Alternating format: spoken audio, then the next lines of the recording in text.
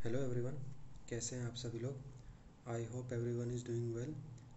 सो UPSC prelims 2020 के revision का आज हमारा 27वां पार्ट है। आज हम ज्योग्राफी सेक्शन से रिलेटेड कुछ इंपॉर्टेंट एमसीक्यूज़ को यहाँ पे कवर अप करेंगे। तो सबसे पहले एक ब्रीफ इंट्रोडक्शन दे दूँ मैं आप सभी को, क्योंकि ये एक नया प्लेटफॉर्म है और बहुत बच्चे अभी तक यहाँ पे जुड़ नहीं पाए हैं। सो आई होप कि जो बच्चे वीडियोज़ को गो थ्रू कर रहे हैं वो ज़्यादा से ज़्यादा मात्रा में इसे शेयर कर रहे हो, ताकि जितने भी बच्चों के पास इसके बारे में इन्फॉर्मेशन नहीं है वो लोग भी यहाँ पे जुड़ सकें और इस प्लेटफॉर्म का फ़ायदा उठा सकें। चलिए, तो आप सभी को मालूम होगा कि यहाँ पे हम प्रीलिम्स 2020 के रिस्पेक्ट में स्टैटिक पार्ट भी कवर कर रहे हैं, प्लस लास्ट 1.5 ईयर्स का जो करंट अफेयर्स है उसे भी कवर अप कर रहे हैं। तो बहुत सारे टॉपिक्स थे जो कि मैंने आपको इनिशियली करा दिए थे, बट आफ्टर दैट मैंने कुछ स्ट्रेटेजी को चेंज किया। यहाँ पे I am doing it through MCQs. तो यहाँ पे होता क्या है, मैं ये बात सभी उन बच्चों के लिए बता रहा हूँ जो कि इस प्लेटफॉर्म पे नए जुड़ रहे हैं, ठीक है। तो यहाँ पे होता क्या है कि थ्रू एमसीक्यूज़, मान के चलिए कोई भी सब्जेक्ट से कोई एमसीक्यू अगर यहाँ पे कराया जाता है, तो उस एमसीक्यूज़ को सॉल्व करने के बाद मैं उस एमसीक्यू से रिलेटेड जो एडिशनल इन्फॉर्मेशन आपको प्रीलिम्स 2020 के लिए जाननी है, ठीक है, जो जो बातें आपको दिमाग में रखनी है, वो सारे एडिशनल इन्फॉर्मेशन आपको यहाँ पे शेयर करता हूँ। See I am a civil service aspirant और मैं पिछले 3-4 साल से इस फील्ड में रहा हूँ। So that is why I thought to create this platform, ताकि बहुत सारे बच्चों को यहाँ पे मदद मिल सके। चलिए, सो विदाउट एनी डिले हम आज का जो सेशन है इसे स्टार्ट करते हैं। आज का हमारा पहला क्वेश्चन क्या है, which of the following statements regarding diastrophism is correct. तो आपको दो स्टेटमेंट्स दिए गए हैं डायस्ट्रॉफिज्म से रिलेटेड, आपको बताना है कि इन दोनों स्टेटमेंट में से कौन सा स्टेटमेंट जो है करेक्ट है। पहला स्टेटमेंट क्या कहता है कि diastrophism refers to the deformation of the earth's crust due to diastrophic movements. And what is the second statement saying that diastrophic movements are sudden movements. तो बताइए इसका क्या सही आंसर होगा। देखिए, सबसे पहले, क्योंकि ये जो क्वेश्चन है आपको डायस्ट्रॉफिज्म से रिलेटेड पूछा गया है, तो आपको ये जानना बहुत ज़रूरी है कि डायस्ट्रॉफिज्म होता क्या है। देखिए, आपको मालूम होगा कि जो हमारे एंडोजेनिक मूवमेंट्स होते हैं ना, एंडोजेनिक मूवमेंट्स कितने दो तरीके की होती हैं। एंडोजेनिक मूवमेंट्स, एंडोजेनिक मूवमेंट्स ये हमारी दो तरीके की होती हैं। कौन सी, एक होती है हमारी डायस्ट्रॉफिक मूवमेंट, ठीक है, और एक होता है हमारे सडन मूवमेंट। तो यहाँ पे आपको इसी दोनों से रिलेटेड जो है क्वेश्चन पूछा गया है। देखिए, डायस्ट्रॉफिज्म क्या है कि जब हमारे अर्थ के जो क्रस्ट होता है ना, हमारा अर्थ का जो क्रस्ट है उसमें किसी तरीके का मूवमेंट होता है या फिर एलिवेशन होता है किसी भी पोर्शन में, तो उस प्रोसेस को हम डायस्ट्रॉफिज्म कहते हैं, ठीक है। आप इस बात को ध्यान से रखिएगा। मैं जो आपको एडिशनल इन्फॉर्मेशन जितनी भी चीज़ें मैं आपको यहाँ पे बता रहा हूँ ना, बिल्कुल आप इसे दिमाग में बैठा के रखिए। आपको देखिए एग्ज़ाम में बहुत ही कॉन्फिडेंस के साथ आप क्वेश्चंस को जो है सॉल्व कर पाएंगे, ठीक है। तो डायस्ट्रॉफिज्म क्या है, हमारे अर्थ क्रस्ट में किसी भी तरीके की मूवमेंट होती है या एलिवेशन होती है, तो इस प्रोसेस को हम क्या कहते हैं, डायस्ट्रॉफिज्म। तो पहला स्टेटमेंट क्या कहता है, diastrophism refers to the deformation of the earth crust due to the diastrophic movements. तो हमारा पहला स्टेटमेंट जो है ये बिल्कुल सही है। अब ये जो डायस्ट्रॉफिक मूवमेंट्स होते हैं ये असल में आपको कई सालों तक चलते हैं, ठीक है। डायस्ट्रॉफिक मूवमेंट जो होते हैं ये स्लोली बहुत मतलब आप कह सकते हैं कि it stretch for almost 1000 of years. हाँ, आप इस तरीके से कह सकते हैं कि एक बहुत सारे सालों तक चलते हैं। और यहाँ पे यहाँ पे सेकंड स्टेटमेंट में बात करी है कि diastrophic movements are sudden movement, ये स्टेटमेंट हमारा रॉन्ग है, क्योंकि मैंने अभी आपको बताया कि डायस्ट्रॉफिक मूवमेंट जो है ये कैसे होते हैं, these are not sudden movements but they stretch for years. ये सडन मूवमेंट्स क्या होता है, सडन मूवमेंट्स के अंदर में कौन से आते हैं, आपको मालूम होगा कि जो अर्थक्वेक्स हो गए या फिर वोल्केनिक इरप्शंस हो गए, जो कि मतलब बहुत ही कम समय में हो जाते हैं, तो इसे हम क्या कहते हैं, सडन मूवमेंट्स, ठीक है। So there is a difference between the diastrophic movements and sudden movement. इसीलिए मैंने आपको पहले ही यह बात बता दिया था कि एंडोजेनिक मूवमेंट जो होते हैं ये हमारे दो तरीके के होते हैं, these are diastrophic movements and sudden movement. तो चलिए, इसका राइट आंसर क्या होगा, statement 1 is correct, so option number A. Moving on to a next question. अच्छा देखिए, आप लोग जो है ना बिल्कुल लास्ट तक बने रहिएगा, क्योंकि एक एक क्वेश्चन जो मैं यहाँ पे दे रहा हूँ ये बहुत ही इंपॉर्टेंट है प्रीलिम्स पॉइंट ऑफ व्यू से, ठीक है। ये मैं अपने एक्सपीरियंस के बेसिस पे कह रहा हूँ, जितना मैंने मेहनत किया था पिछले कई सालों से। सो आई होप मैं यहाँ पे जो भी चीज़ें पढ़ा रहा हूँ ना, आप सभी को बहुत ही मतलब बेनिफिट मिलेगा अगर आप इसे पूरा गो थ्रू करते हैं। चलिए, तो हमारा अगला क्वेश्चन क्या है, consider the following statements regarding the geomorphic process. ठीक है, तो जियोमॉर्फिक प्रोसेस से रिलेटेड आपको यहाँ पे 3 स्टेटमेंट्स दिए गए हैं। What is the first statement saying, both the endogenic and exogenic forces are required to shape the landform on the earth surface. देखिए, ये क्वेश्चन का आंसर देने से पहले आपको यह जानना बहुत ज़रूरी है कि जियोमॉर्फिक प्रोसेस जो है ये क्या चीज़ होती है। तो लेट मी टेल यू, आप सभी को मालूम होगा कि जो हमारा अर्थ का सरफेस है, ठीक है, हमारे अर्थ के सरफेस में बहुत सारे चीज़ें होती हैं, जैसे कि वेदरिंग हुआ, इरोजन हुआ, ठीक है, फोल्डिंग होती है, फॉल्टिंग होती है। तो इनमें से ये जितने भी हमारे फिजिकल प्रोसेस या फिर जो केमिकल प्रोसेस हैं, ये कुछ प्रोसेस ऐसे होते हैं जो कि हमारे अर्थ सरफेस के ऊपर में होते हैं, और कुछ प्रोसेसेस ऐसे हैं जो कि हमारे अर्थ का जो सरफेस है उसके नीचे में होते हैं। ठीक है, तो इन्हें हम किस तरीके से कैटेगराइज करते हैं, एंडोजेनिक और एक्सोजेनिक फोर्सेस में। ये बात आपको क्लियरली समझ में आ गई। ठीक है, तो अब बात आती है कि कौन सा एंडोजेनिक है और कौन सा एक्सोजेनिक है। तो आपको ध्यान में क्या रखना है कि जो हमारे अर्थ सरफेस के नीचे में जो भी प्रोसेसेस होते हैं ना, उसे हम क्या कहते हैं, एंडोजेनिक। ठीक है, अर्थ सरफेस के नीचे वालों को हम क्या कहते हैं, एंडोजेनिक। और जो हमारे अर्थ सरफेस के ऊपर में होते हैं, इसे हम क्या कहते हैं, एक्सोजेनिक। ठीक है, सो आई होप यहाँ तक जो बात है आपको क्लियर हो गई होगी कि जियोमॉर्फिक प्रोसेस क्या होता है और एंडोजेनिक और एक्सोजेनिक फोर्सेस में क्या डिफरेंस है।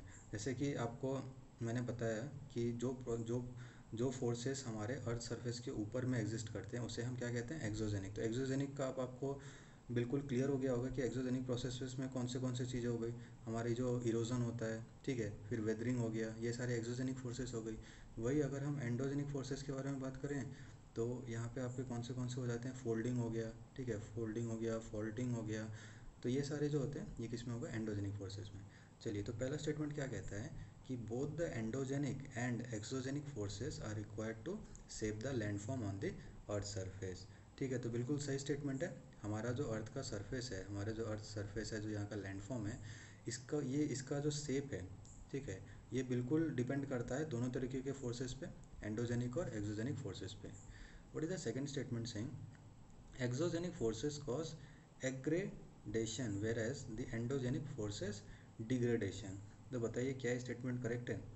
देखिए, जो एक्सोजेनिक फोर्सेस के बारे में मैंने आपको अभी अभी बताया था कि जो एक्सोजेनिक फोर्सेस है इसमें क्या जो अर्थ के सरफेस के ऊपर में होती हैं, जैसे कि वेदरिंग, इरोजन, तो इसे हम एक्सोजेनिक फोर्सेस कहते हैं।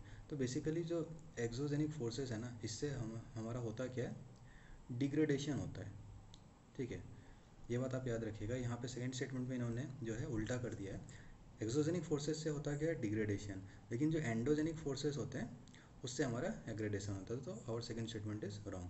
What is the third statement saying, the source of energy for the exogenic process is atmosphere whereas that for the endogenic process is the earth herself. बिल्कुल सही statement है। जो हमारे अर्थ सरफेस के ऊपर में जो फोर्सेस होते हैं, जो एक्सोजेनिक फोर्सेस होते हैं, उसके लिए सोर्स ऑफ एनर्जी तो सन होता है, लेकिन जो एंडोजेनिक फोर्सेस होते हैं, यानी कि जो हमारे अर्थ सरफेस के नीचे में होते हैं, उसके लिए जो सोर्स ऑफ एनर्जी होता है वो क्या होता है, हमारे अर्थ का जो इंटरनल हीट होता है वो उसके लिए as a source of energy काम करता है।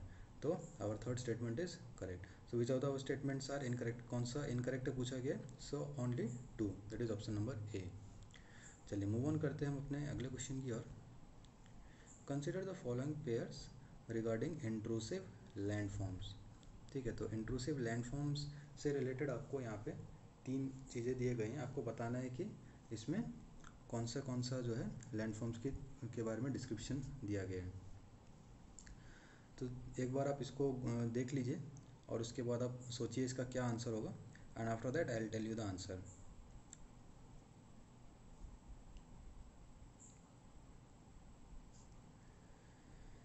चलिए, सबसे पहले आपको यह बात मालूम होगा कि इंट्रूसिव लैंडफॉर्म्स और एक्सट्रूसिव लैंडस्टॉर्म्स, इन दोनों के बारे में आपको जानना ज़रूरी है। ठीक है, तभी आप इस क्वेश्चन का आंसर कर पाएंगे। सो यहाँ पे जितने भी क्वेश्चंस मैं आपको करा रहा हूँ ना, मेरा मुख्य उद्देश्य यही है कि MCQs के साथ साथ वो पूरे टॉपिक का मैं आपको रिवीजन करा देता हूँ। तो ऐसे में होता क्या है कि आपको टॉपिक का रिवीजन भी हो रहा है, प्लस एग्ज़ाम में किस तरीके के MCQs बन के आएंगे इसके बारे में भी आपको एक जो माइंडसेट में मतलब एक तरीके का आइडिया आ जाएगा, एक तरीके का जिस्ट आ जाएगा। चलिए, तो सबसे पहले इंट्रूसिव लैंडफॉर्म्स और एक्सट्रूसिव लैंडफॉर्म्स के बारे में जानने से पहले आपको यह जानना ज़रूरी है कि वोल्केनोज क्या होते हैं।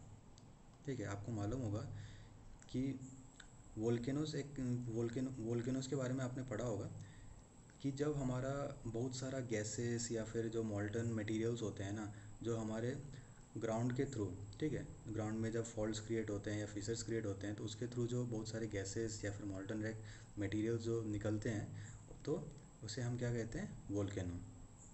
इसके अलावा आपको एक बात क्या ध्यान में रखनी है, एस्थीनोस्फीयर। ठीक है, ये एक इम्पॉर्टेंट टर्म मैं आपको बता रहा हूँ, एस्थीनोस। क्योंकि देखिए जो जो चीज़ मैं यहाँ पे लिख रहा हूँ या आपको बता रहा हूँ ना, ये मैं इसलिए बता रहा हूँ क्योंकि इससे रिलेटेड आपको कहीं ना कहीं किसी ना किसी एग्ज़ाम में क्वेश्चंस आए हैं और यूपीएससी जो है इन्हीं डीप चीज़ों को पूछता है। तो जो मॉल्टन रॉक मटेरियल्स होते हैं ना, जो कि थ्रू हमारे ग्राउंड से जो निकल कर आते हैं, थ्रू फॉल्ट जो निकल कर आते हैं, तो ये एस्टिनोस्फेयर ही वो एरिया होता है जिस सरफेस का जिसके थ्रू ये जो मटेरियल्स हैं निकल के आते हैं। अब मान के चलिए कि ये मटेरियल्स जो हैं, ठीक है, ये जो मॉल्टन रॉक मटेरियल्स हैं, अगर मान के चलिए ये सरफेस के बिलो ही रह जाता है तो इसे हम क्या कहते हैं, मैग्मा। ठीक है, और अगर ये कोई एक रास्ता ढूंढ के बाहर निकल जाता है सरफेस से तो इसे हम क्या कहते हैं, लावा। ठीक है, I hope till this point you are clear with what I am saying. मैंने आपको वोल्केनोस के बारे में बताया, मैंने आपको बताया कि मैग्मास क्या होते हैं और लावास क्या होता है। अगर सरफेस के बिलो ही मटेरियल रह जाता है तो इसे हम क्या कहते हैं, मैग्मा। और अगर सरफेस के अबव चला जाता है मटेरियल, किसी तरीके से बाहर निकल जाता है तो इसे हम क्या कहते हैं, लावा। ठीक है, अब देखिए, अब ये जो मैग्मा और लावा जो होते हैं ना, ये अलग अलग तरीके के स्ट्रक्चर्स क्रिएट करते हैं और जिसे हम क्या कहते हैं, वोल्केनिक लैंडफॉर्म्स। ठीक है, अभी आपको समझ में आ गया होगा होल प्रोसेस कि ये वोल्केनिक लैंडफॉर्म्स किसे कहते हैं। मैंने आपको पूरा स्टार्टिंग से लेकर के लास्ट तक बताया कि वोल्केनो से किस तरीके से वोल्केनिक लैंडफॉर्म्स जो है क्रिएट होते हैं। अब आपको वोल्केनिक लैंडफॉर्म्स जो है, लेट मी टेल यू, जो हमारा वोल्केनिक लैंडफॉर्म्स हैं, ठीक है, जो हमारे वोल्केनिक लैंडफॉर्म्स हैं, ये हमारे दो तरीके के होते हैं। ठीक है, कौन से, एक होता है हमारा इंट्रूसिव लैंडफॉर्म और एक होता है हमारा एक्सट्रूसिव लैंडफॉर्म। ठीक है, तो हमारा बेसिकली जो यहाँ पे क्वेश्चन पूछा गया था ये किससे रिलेटेड था, इंट्रूसिव लैंडफॉर्म से। ठीक है, तो अभी हम पहले इंट्रूसिव लैंडफॉर्म्स के बारे में जानते हैं कि ये क्या होते हैं। तो मान के चलिए मैंने आपको मैग्मा और लावा के बारे में बताया, तो अगर भी जो मैग्मा होता है, ठीक है, अगर जो मैग्मा होता है वो अगर लिथोस्फीयर में ही रहता है, ठीक है, अगर वो लिथोस्फीयर का जो एरिया है उसी में रहता है मैग्मा, तो मान के चलिए यहाँ पे मैग्मा जो है लिथोस्फीयर वाले एरिया में है और यहीं पे स्टे करता है, यहाँ पे ही वो कूल अप होता है और वो अलग तरीके का स्ट्रक्चर्स बनाता है, तो इसे हम क्या कहते हैं, इंट्रूसिव लैंडफॉर्म्स। तो इंट्रूसिव लैंडफॉर्म्स के आप अगर कुछ एग्जांपल्स के बारे में बात करें तो क्या क्या हो जाएगा। ठीक है, सी मैं यहाँ पे जो जो चीज़ें बता रहा हूँ ना, आई रिक्वेस्ट यू ऑल कि इसे नोट डाउन कर लीजिए या कुछ कर लीजिए, because UPSC generally ask this questions. ठीक है, तो लेकोलिथ्स हो गया, इसके बाद डाइक्स हो जाते हैं, ठीक है, इसके बाद फैकोलिथ्स हो जाते हैं, देन देयर आर लेपोलिथ्स हो जाते हैं, फिर हमारे सिल्स हो जाते हैं। ठीक है, तो ये सारे कुछ जो है एग्जाम्पल्स हैं हमारे इंट्रूसिव लैंडफॉर्म्स हैं। चलिए, कमिंग टू द पॉइंट, यहाँ पे आपको वही कुछ एग्जांपल जैसे मैंने आपको बताया था अभी, लेकोलिथ्स, फैकोलिथ्स, लेपोलिथ्स, सिल्स, डाइक्स, बेथोलिथ्स, ऐसे कुछ एग्जांपल जो मैंने आपको अभी बताए थे, इन्हीं सब के बारे में बताया गया है और पूछा है कि इसमें किस तरीके का लैंडफॉर्म क्रिएट होता है। ठीक है, तो चलिए देखते हैं क्या क्या दिया गया है। पहला क्या है, लेकोलिथ्स। ठीक है, सबसे पहला है लेकोलिथ्स। लेकोलिथ्स का क्या दिया गया, डोम शेप्ड इंट्रूसिव लैंडफॉर्म। ठीक है, तो बताइए whether laccoliths are dome shaped intrusive landform. जी हाँ, हमारा जो पहला जो ऑप्शन दिया है बिल्कुल करेक्ट है। यहाँ पे जो लेकोलिथ्स होते हैं they are dome shaped intrusive landforms. इसके अलावा आपको क्या ध्यान में रखना है कि जो इनका बेस होता है ना, ये बिल्कुल एक लेवल बेस होता है। ठीक है, इनका जो बेस होता है लेकोलिथ्स का, they are dome shaped intrusive landforms and they are having a level base. और ये जो बिलो, जो हमारा ज़मीन का जो निचला स्तर होता है ना, वहाँ से बिल्कुल एक पाइप लाइक स्ट्रक्चर की तरह कनेक्टेड होता है। चलिए, नेक्स्ट हमारा क्या दिया गया, सील्स। ठीक है, और एंड द थर्ड इज लेपोलिथ्स। अच्छा, पहले मैं आपको लेपोलिथ्स के बारे में बता देता हूँ। ठीक है, तो लेपोलिथ्स के बारे में क्या दे रखा है यहाँ पे, सॉसर शेप्ड लैंडफॉर्म्स। जी हाँ, बिल्कुल यहाँ पे सही बात कही गई है। देखिए लेपोलिथ जो होता है ये इंट्रूसिव वोल्केनिक लैंडफॉर्म ही होता है और ये बिल्कुल सही कहा गया कि ये सॉसर शेप्ड होता है। सो दो चीज़ तो आपको यहाँ पे क्लियरली दिख रही है कि जो लेकोलिथ है, देखिए दोनों अलग अलग है, इसको मैं इसलिए आपको पहले बता दिया बिकॉज लेकोलिथ्स और लेपोलिथ्स जो टर्म है दोनों बहुत सिमिलर है।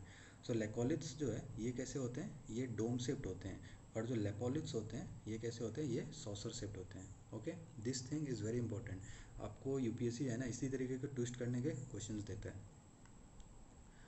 चलिए नेक्स्ट हमारा क्या है, सिल्स। तो देखिए सबसे पहले सिल्स के बारे में मैं आपको बताता हूँ कि आपने अगर डाइक्स के बारे में पढ़ा होगा, ठीक है, अगर आपने डाइक्स के बारे में पढ़ा है तो आपको सिल्स जो है ये भी मालूम होगा। देखिए जो लावा होता है ना, अगर वो क्रैक्स और फिशर्स के थ्रू बाहर की ओर आता है और उसके बाद ग्राउंड के परपेंडिकुलर डायरेक्शन में, ठीक है, अब इस बात को आप ध्यान में रखिएगा, जो मैं आपको की पॉइंट यहाँ पे बता रहा हूँ कि वो जब सॉलिडिफाई होता है, सॉलिडिफाई होके वो बिल्कुल ग्राउंड के परपेंडिकुलर डायरेक्शन में सॉलिडिफाई होता है, उसके बाद कूल्ड अप हो जाता है, तो इसे हम क्या कहते हैं, डाइक्स कहते हैं। ठीक है, सो यहाँ मैंने आपको क्या बताया, ग्राउंड के परपेंडिकुलर डायरेक्शन में उसे हम क्या कहते हैं, डाइक्स। लेकिन वही अगर हम सिल्स की बात करें ना, तो ये असल में परपेंडिकुलर का मतलब क्या हुआ, परपेंडिकुलर का मतलब मैंने डाइक्स में आपको अभी बताया, तो परपेंडिकुलर मतलब वर्टिकल हुआ। सो लेकिन सिल्स जो होता है दीज आर नॉट वर्टिकल, ये डाइक्स की तरह ही होते हैं, लेकिन इसमें क्या होता है, दीज आर हॉरिजॉन्टल टाइप। ठीक है, I hope now this will be clear. Sills में यहाँ पे क्योंकि इन्होंने वर्टिकल लिखा हुआ था तो इसी वजह से मैंने आपको डाइक्स के बारे में पहले बताया, ताकि आपको समझ में आ जाए कि वर्टिकल इंट्रूसिव लैंडफॉर्म्स होता है ना, ये असल में क्या होता है, दीज आर डाइक्स। और सिल्स क्या होते हैं, sills are horizontal intrusive landforms. Okay, so I hope now it will be clear. आपको लेकोलिथ्स के बारे में मैंने आपको बताया, लेपोलिथ्स के बारे में बताया, वर्टिकल इंट्रूसिव लैंडफॉर्म्स डाइक्स होता है, ये मैंने आपको बताया, और सिल्स क्या होता है, these are horizontal intrusive landform. चलिए तो इसका राइट आंसर क्या होगा, 1 and 3, so option number B. Moving on, I hope आपको सेशन अच्छा लग रहा होगा, और आपको अगर लगता है कि ये क्वेश्चन जो है मैं आपको जो भी चीज़ें बता रहा हूँ these are going to be beneficial, first of all I am promising you कि अगर आप सारे मेरे पुराने वीडियोस भी अटेंड करते हैं तो प्रीलिम्स में when you will be attending the questions you will be much more confident, यह बात मैं आपको प्रॉमिस करता हूँ। चलिए, consider the following statements regarding the earthquake waves. तो अर्थक्वेक वेव्स से रिलेटेड आपको यहाँ पे कुछ स्टेटमेंट्स दिए गए हैं। पहला स्टेटमेंट क्या कहता है कि all the natural earthquakes take place in the asthenosphere. ठीक है, कहने का मतलब ये है कि जितने भी नेचुरल अर्थक्वेक्स होते हैं ये कहाँ पे होते हैं, एस्थीनोस्फेयर में। सी, बताइए ये स्टेटमेंट करेक्ट है कि नहीं। देखिए ये जो स्टेटमेंट है ये तो बहुत ही सिंपल सा स्टेटमेंट यहाँ पे दिया गया है।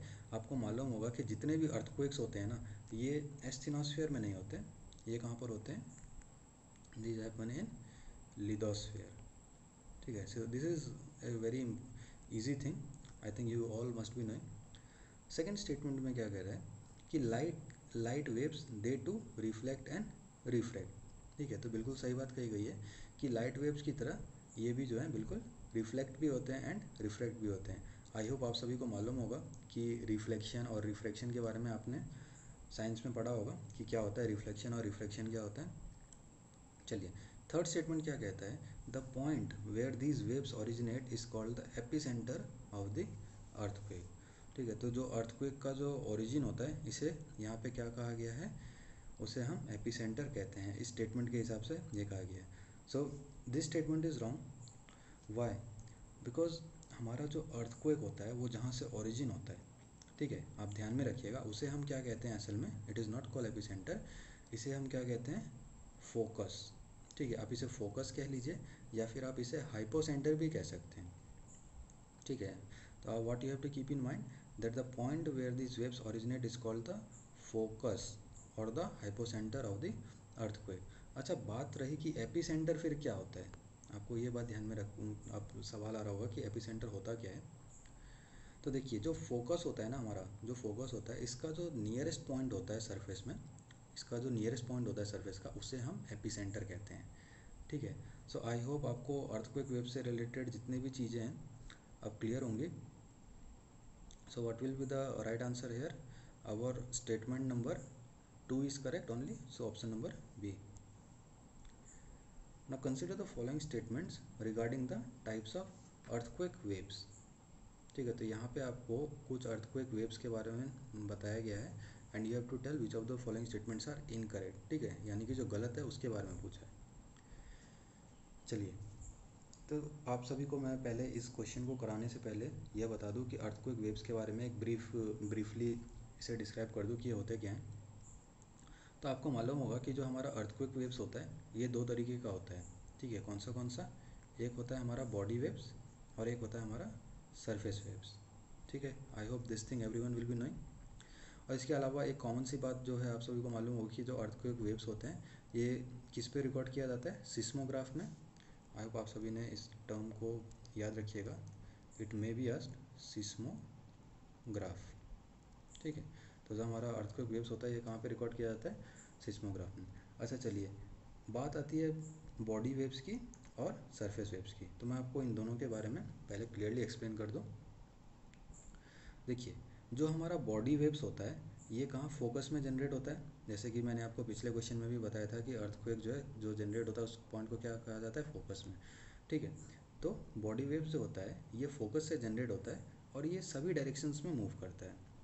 This thing you have to keep in mind that जो बॉडी वेव्स होते हैं ये सभी डायरेक्शन में मूव करते हैं, यानी कि ये 3 डायमेंशनल होते हैं। Okay, this is the first thing you have to keep in mind. इसके अलावा what you have to keep in mind is that ये जो बॉडी वेव्स होते हैं ये सबसे फास्टेस्ट वेव्स होते हैं जो कि सरफेस तक पहुंचते हैं।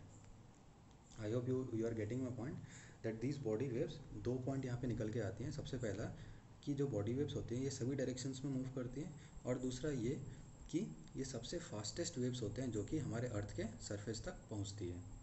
इसके अलावा आपको मालूम होगा कि जो बॉडी वेव्स होते हैं ये, इसको हम और अगर कैटेगराइज करें तो ये 2 तरीके की होती हैं। कौन सी? एक होता है हमारा प्राइमरी वेव्स और एक होता है हमारा सेकेंडरी वेव्स।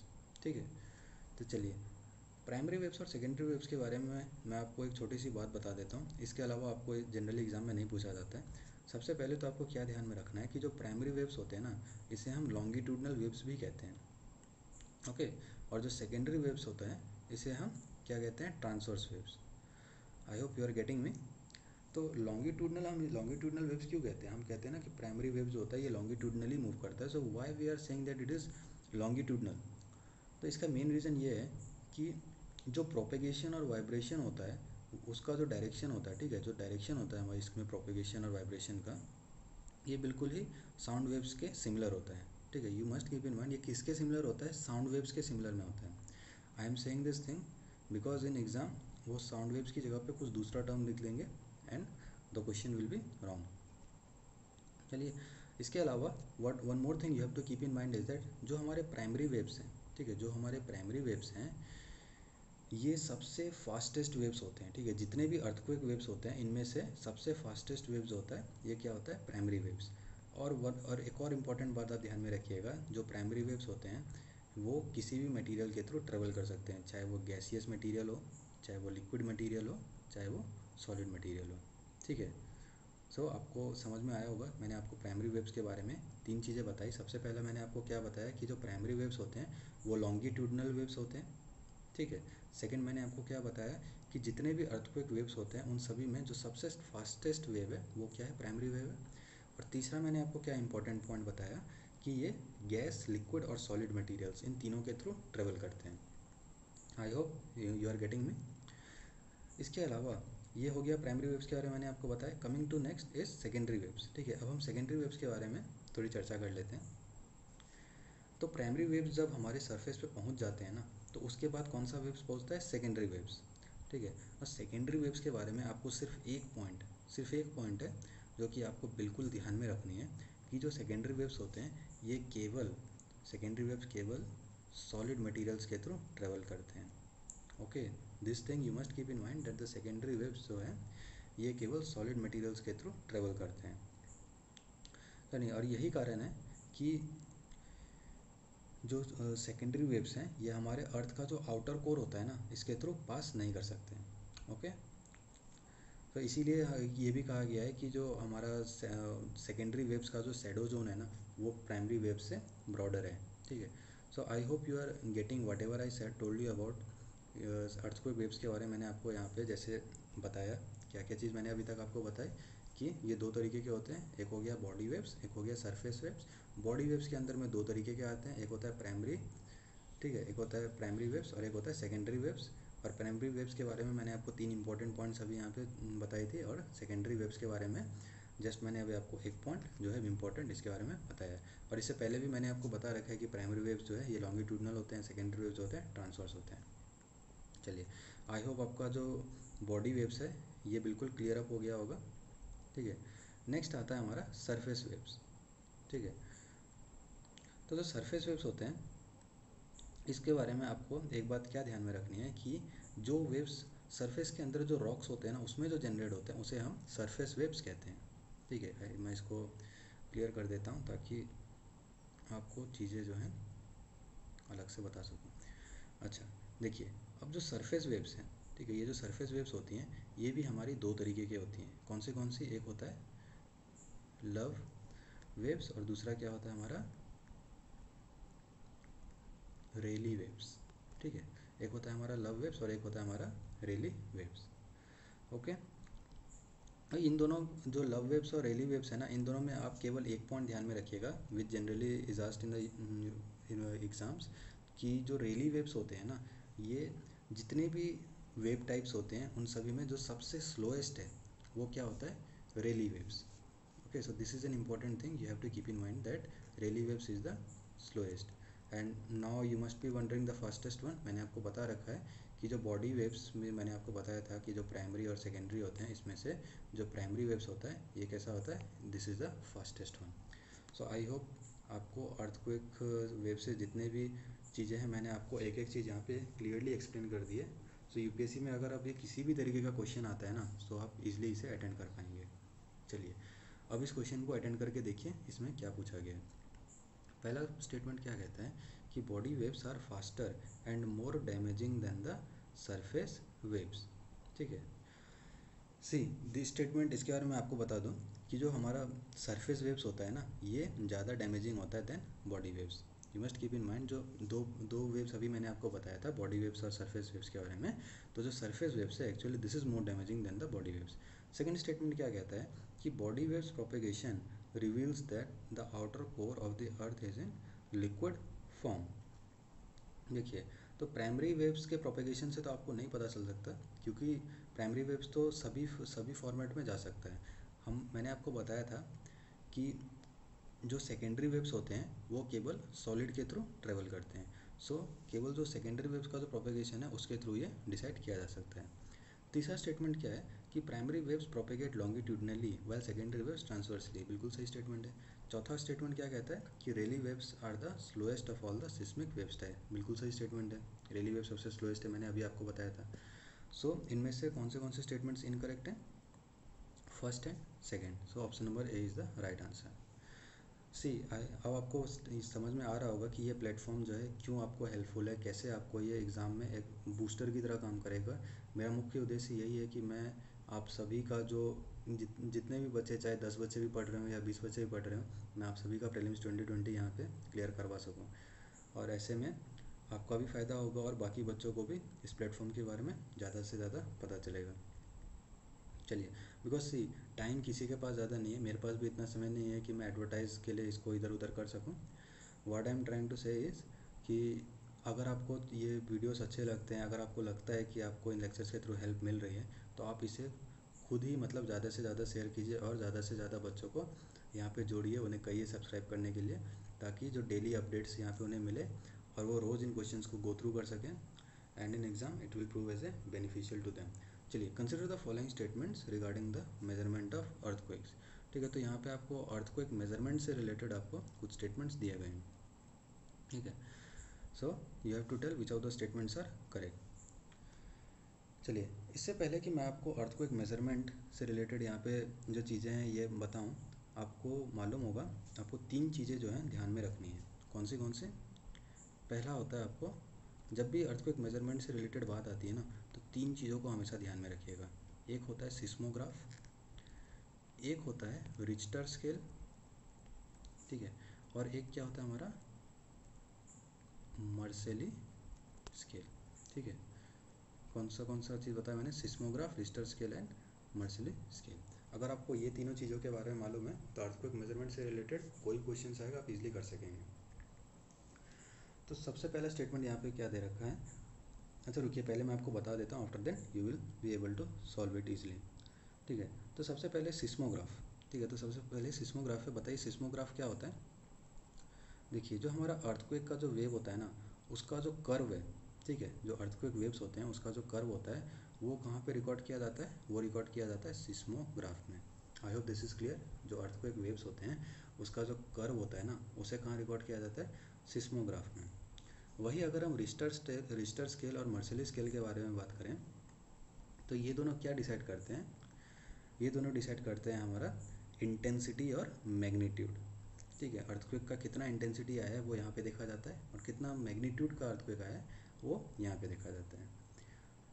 चलिए, तो रिश्टर स्केल, सिस्मोग्राफ के बारे में मैंने आपको बताया, पहले अब मैं रिश्टर स्केल को आपको क्लियर कर दूँ। देखिए रिश्टर स्केल के बारे में जो आप पहला चीज़ तो आपको ये याद रखना है कि ये मैग्नीट्यूड को डिसाइड करता है। ठीक है, मैग्नीट्यूड को बताता है। सेकंड आपको क्या याद रखना है कि ये जो स्केल होता है ना रिश्टर स्केल, ये ओपन एंडेड होता है। ठीक है, यानी कि इस स्केल का दोनों तरफ से मतलब ये खुला हुआ रहता है। ठीक है, इसका कोई एंड नहीं होता है स्केल का।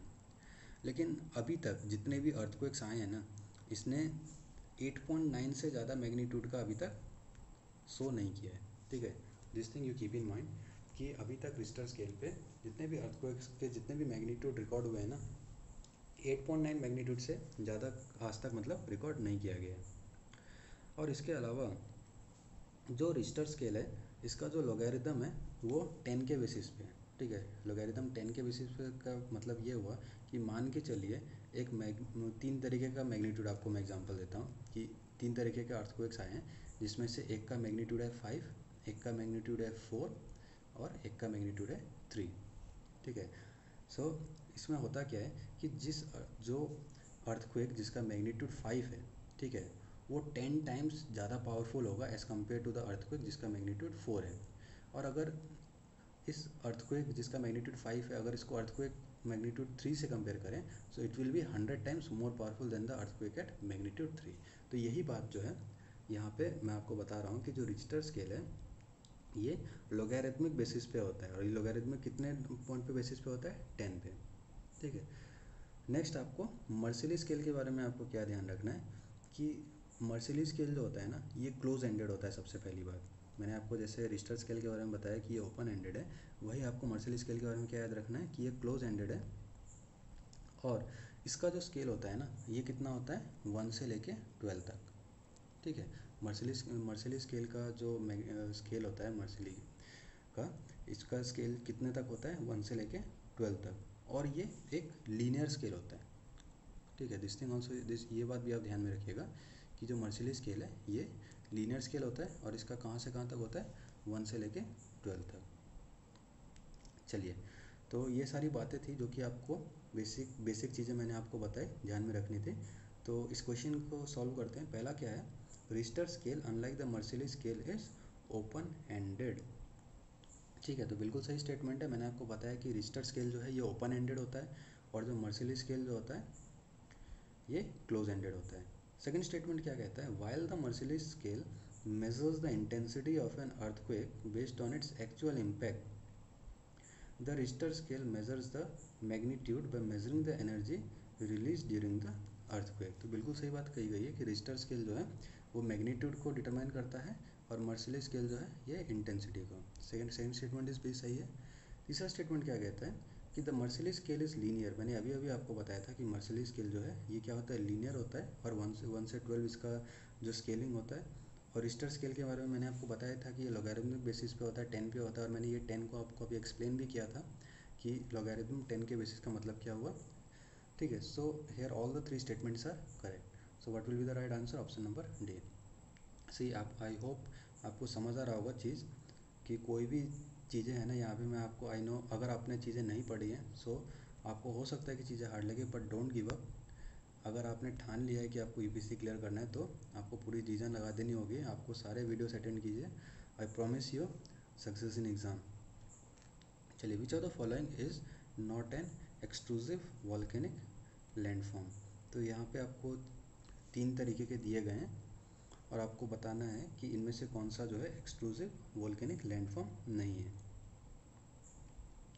ठीक है, तो आपको मालूम होगा कि एक्सक्लूसिव लैंडफॉर्म्स क्या होता है। देखिए, जब वोल्केनिक एक्टिविटी होता है तो जो भी मटेरियल्स मतलब बाहर निकल के आते हैं सरफेस पे, तो उससे जो लैंडफॉर्म्स क्रिएट होते हैं उसे एक्सक्लूसिव लैंडफॉर्म्स कहते हैं। आई होप दिस थिंग आपको ये चीज़ आपको मालूम होगी। चलिए, तो यहाँ पे क्या क्या ऑप्शन दे रखा है, कैल्डेरा, क्रेटर और मिड ओशियन रिजेस। अच्छा देखिए, जो एक्सक्लूसिव वोल्केनिक लैंडफॉर्म्स होते हैं ना, ये असल में बहुत सारे तरीके के होते हैं, जैसे कि फिशर वेंट होता है, कॉनिकल होता है, मिड ओशियन रिजेस आप देख ही रहे होंगे, कैल्डेरा है, क्रेटर है, सील वोल्केनोज होते हैं, तो बहुत सारे तरीके के होते हैं। सो यहाँ पे आपको बेसिकली किस किस के बारे में दिया गया है, caldera, crater and mid ocean ridges के बारे में। देखिए, सबसे पहले मैं आपको बता दूं कि यहाँ पे जितने भी ऑप्शंस दिए गए हैं ना, caldera, crater and mid ocean ridges, ये सभी जो हैं ये सभी एक्सक्लूसिव वोल्केनिक लैंडफॉर्म के अंदर में आते हैं। ठीक है, but before we move on to the next question, मैं चाहता हूँ कि आप सभी को इन सभी के बारे में एक बार बता दूँ कि ये सारी चीज़ें हैं क्या। तो सबसे पहले यहाँ पे क्या दे रखा है, कैल्डेरा। ठीक है, तो let me tell you what is caldera. देखिए, जब बहुत ही लार्ज अमाउंट में जो मैग्मा होता है ना, अगर बहुत ही हैवी मात्रा में जो मैग्मा होता है वो बहुत ही कम समय में इरप्ट हो जाए। ठीक है, what you have to keep in mind is that कि बहुत ही हैवी मात्रा में जब मैग्मा बहुत ही कम समय में इरप्ट हो जाता है, तो ऐसे में क्या होता है कि जो मैग्मा के नीचे में जो रॉक होता है ना वो कोलैप्स हो जाता है। तो इसके कोलैप्स होने से कुछ डिप्रेशंस फॉर्म होते हैं जिसे हम कैल्डेरा कहते हैं। I hope this is clear to you कि जब मैग्मा इरप्ट होता है, बहुत ही हैवी अमाउंट में जब मैग्मा इरप्ट होता है, ठीक है, बहुत ही कम समय के अंदर में, okay, what you have to keep in mind is that when a large amount of magma erupts in a short time. ठीक है, when a large amount of magma erupts in a short time, तो ऐसे में क्या होता है कि जो मैग्मा, ठीक है, जो मैग्मा के नीचे में जो रॉक होता है ना वो कोलैप्स हो जाता है, और इसके कोलैप्स होने से क्या होता है, कुछ डिप्रेशंस फॉर्म होते हैं, और इसी डिप्रेशंस को हम क्या कहते हैं, कैल्डेरा। ठीक है, so one more thing you keep in mind regarding caldera कि ये जो होते हैं ना बहुत ही एक्सप्लोजिव होते हैं। ठीक है, आप कह सकते हैं कि जितने भी तरीके के एक्सप्लोजिव वोल्केनिक लैंडफॉर्म्स हैं ना, इन सभी में से जो सबसे ज़्यादा एक्सप्लोजिव है वो क्या होता है, कैल्डेरा। ठीक है, सो that is why this option is also given because caldera is an important thing. चलिए, नेक्स्ट क्या दे रखा है, क्रेटर। ठीक है, तो क्रेटर क्या होता है, क्रेटर के बारे में आप केवल एक चीज़ ध्यान में रखिएगा, जो क्रेटर होते हैं ना ये किस तरीके से होता है, ये आपको मालूम होगा कि कोन कैसा होता है दिखने में। ठीक है, तो जब हम कोन को इन्वर्ट कर देते हैं, ठीक है, अगर आप कोन को इन्वर्ट कर देंगे तो अब जो शेप बनती है उसी तरीके का क्रेटर होता है। तो क्रेटर जो होते हैं वो जनरली इतना एक्टिव नहीं रहते हैं। ठीक है, तो मान के चलिए कि अगर वोल्केनो एक्टिव नहीं है तो इन्वर्टेड कोन शेप टाइप जो क्रेटर होते हैं, इसमें क्या होगा कि बारिश वगैरह होने से बहुत सारा जो स्नो है या फिर जो रेन का जो वाटर होता है वो इकट्ठा हो जाता है इस क्रेटर में। और यही कारण है कि आपने बहुत बार जब पढ़ाई की होगी तो वहाँ पे आपने एक टर्म सुना होगा, क्रेटर लेक। ठीक है, आपने सुना होगा इसके बारे में कहीं कहीं कि क्रेटर लेक क्या होता है, तो वो यही चीज़ है। ठीक है, जो ये क्रेटर्स होते हैं ना, इसमें जब ये एक्टिव नहीं होते हैं तो बहुत बार बारिश की वजह से क्या होता है या फिर बर्फ़ की वजह से जो स्नो वगैरह जिसमें इकट्ठा हो जाते हैं तो ये एज ए क्रेटर लेक बन जाते हैं। फॉर एग्ज़ाम्पल आपको मैं बताता हूँ कि अपने इंडोनेशिया में एक लेक है, उसके बारे में सुना होगा, लेक तोबा। ठीक है, व्हाट इज़ इट, लेक तोबा। तो ये जो लेक तोबा है ये असल में ये एक क्रेटर लेक है। ठीक है, now I hope this will be clear to you what is crater. चलिए, नेक्स्ट क्या दे रखा है, मिड ओशियन रिजेस। ठीक है, तो देखिए मिड ओशियन रिजेस से रिलेटेड आपको कुछ बातें जो ध्यान में रखनी है। सबसे पहला तो आपको क्या ध्यान में रखना है कि जो इसका जो लावा होता है ना वो कैसा होता है, वो बेसाल्टिक होता है। ठीक है, इसका जो लावा होता है मिड ओशियन रिजेस का कैसा होता है, वो बेसाल्टिक लावा होता है। और इस मिड ओशियन रिजेस का जो बिल्कुल सेंट्रल पोर्शन होता है ना, वहाँ पे मतलब बहुत ही फ्रीक्वेंटली इरप्शंस होते हैं। ठीक है, so I hope now it will be clear what is caldera, what is crater and what is mid ocean ridges. चलिए, बिकॉज ये टॉपिक जो एक्सक्लूसिव वोल्केनिक लैंडफॉर्म से रिलेटेड है, मैं इसके अलावा भी बता दूं, इन तीनों के अलावा भी और भी कुछ होते हैं। जैसे कि आपका एक होता है कंपोजिट वोल्केनो। ठीक है, तो कंपोजिट वोल्केनोस में होता क्या है, कंपोजिट वोल्केनोस में होता क्या है कि बहुत साल तक जब मल्टीपल इरप्शंस होते रहते हैं ना तो कंपोजिट वोल्केनोज जो है क्रिएट होते हैं। ठीक है, इस बात को आप ध्यान में रखिएगा। जैसे कि आपने माउंट किलिमंजारो का नाम सुना होगा, माउंट सेंट हेलेंस का नाम सुना होगा, तो ये सारे क्या है, ये आपके कंपोजिट वोल्केनोज के अंदर में आते हैं। ठीक है, और इसके अलावा एक और होता है, उसे हम क्या कहते हैं, सील्ड वोल्केनोज। ठीक है, इन सब चीज़ों को आप ध्यान में रखिएगा। मैं जो बात बता रहा हूँ आपको, कंपोजिट वोल्केनोज के बारे में मैंने आपको बताया कि मल्टीपल इरप्शंस जो होते हैं कई सालों तक, तब जाके कंपोजिट वोल्केनोज बनते हैं। और एग्जांपल भी आप ध्यान में रखिएगा, जैसे कि माउंट किलिमंजारो के बारे में मैंने आपको बताया और माउंट सेंट हेलेंस के बारे में बताया। तो ये सब किसके अंदर में आते हैं, ये कंपोजिट वोल्केनोज के अंदर में आते हैं। नेक्स्ट क्या है, सील्ड वोल्केनोज। ठीक है, तो सील्ड वोल्केनोज कब फॉर्म होते हैं, जब जो लावा जो होता है उसका मान के चलिए विस्कोसिटी, ठीक है, आपने विस्कोसिटी के बारे में पढ़ा होगा, जो टेंडेंसी ऑफ फ्लोइंग जो होती है, तो अगर लावा का विस्कोसिटी जो है ये अगर कम है तो हमारे सील्ड वोल्केनोज हैं ये फॉर्म होते हैं। इसका एग्जांपल क्या हो गया, इसका एग्जांपल आप ध्यान में रखिएगा कि जो हवाई आइलैंड्स के बारे में आपने सुना होगा, हवाई आइलैंड्स या फिर माउंट लोआ के बारे में आपने सुना होगा, तो ये सारे जो हैं हमारे सील्ड वोल्केनोज के एग्जांपल हैं। ठीक है, I hope now this things will be clear to you. इन सभी चीज़ों को आप ध्यान में रखिएगा along with the example, because it may happen that UPSC direct point नहीं पूछ के कोई एग्जांपल लेके पूछे कि ये किस तरीके का वोल्केनोस है, then this things you must keep in mind. चलिए मूव ऑन करते हैं अपने अगले क्वेश्चन की ओर। Match the following pairs regarding the distribution of volcanoes. ठीक है, तो यहाँ पे आपको 4 ऑप्शन दिए गए हैं, क्या क्या है, ring of fire, no volcanoes, Mount Loa and island arc. तो चलिए इसको मैं बताइए कि कौन सा किसके साथ मैचअप होगा। सबसे पहला क्या है, रिंग ऑफ फायर। तो ये तो आपको आप सभी को मालूम होगा, this is very common thing. Ring of fire जो है ये किसके साथ रहता है, पैसिफिक ओशियन रिम के साथ। नेक्स्ट क्या है, नो वोल्केनोस। तो आपको मालूम है कि जो कॉन्टिनेंट कन्वर्जन बाउंड्रीज होती हैं, जैसे दो प्लेट्स जो आपस में कोलाइड होते हैं, ठीक है, तो ऐसे में क्या है, आपको बहुत ही कम आप वोल्केनिज्म आपको देखने को मिलता है, या फिर आप कह सकते हैं कि इट इज़ ऑलमोस्ट नेग्लिजिबल। तो उसी के बारे में यहाँ पे नो वोल्केनोस लिखा है, तो ये किसका हो गया, हिमालयाज़ का। चलिए तीसरा क्या है आपको, माउंट लोआ। ठीक है, तो बताइए माउंट लोआ जो है इसका क्या होगा। तो माउंट लोआ का होता है, देखिए माउंट लोआ हुआ, या फिर आपको इसके अलावा आप एक और चीज़ ध्यान में रखिएगा, हवाई में है एक किला युवा करके। ठीक है, ये आपका हवाई में है। तो माउंट और किला लोआ जो है ये सभी किसके एग्जांपल्स होते हैं, ये होते हैं हमारे इंट्राप्लेट वोल्केनोज के एग्जांपल। ठीक है, चलिए और लास्ट कौन आपको एक बचा है खाली, आइलैंड आर्क। तो आइलैंड आर्क जो है ये किसका एग्जांपल हुआ, कैरिबियन आइलैंड्स का, वेरी सिंपल। ठीक है, तो इस तरीके का मैच द फॉलोइंग जो है ये बहुत ही ईजी था, बट आई होप कि आप सभी ने इसको करेक्टली आंसर दिया होगा। चलिए consider the following list, which of the above list supports the continental drift theory. तो आई होप आप सभी को कॉन्टिनेंटल ड्रिफ्ट थ्योरी के बारे में मालूम होगा। If not let me explain you. मैं एक छोटा सा इसके बारे में आपको बता देता हूँ कि कॉन्टिनेंटल ड्रिफ्ट थ्योरी जो है ये असल में है क्या। देखिए 1912 में, ठीक है, 1912 में एक आदमी था, उसका क्या नाम था, एल्फ्रेड वेजनर। ठीक है, क्या नाम बताया मैंने उसका, एल्फ्रेड वेजनर। ठीक है, दिस इज़ ऑल्सो इम्पॉर्टेंट, आप इन सभी नेम्स को भी ध्यान में रखिएगा। 1912 में एक आदमी था, इसका क्या नाम था, एल्फ्रेड वेजनर। इन्होंने क्या आर्ग्यूमेंट दिया कि जो कॉन्टिनेंट्स है, अभी आपको मालूम है जितने भी कॉन्टिनेंट्स है ये एक समय पे एक केवल सिंगल एक कॉन्टिनेंट हुआ करता था। हाँ, और इसको उन्होंने क्या नाम दिया था, इन्होंने कहा था कि एक सिंगल कॉन्टिनेंट हुआ करता था और इसको इन्होंने नाम दिया था पेंजिया। ठीक है, पेंजिया इन्होंने नाम दिया था, और इनका क्या मानना था कि ये सिंगल कॉन्टिनेंट जो था ये आपस में पूरा समुद्र से घिरा हुआ था। ठीक है, इट वाज चारों ओर से ये जो था बिल्कुल समुद्र से घिरा हुआ था, और जिसका उन्होंने क्या नाम दे दिया था, पेंथेलसा। ठीक है, आप ध्यान में रखिएगा, इसका इन्होंने क्या नाम दिया था, पेंथेलसा।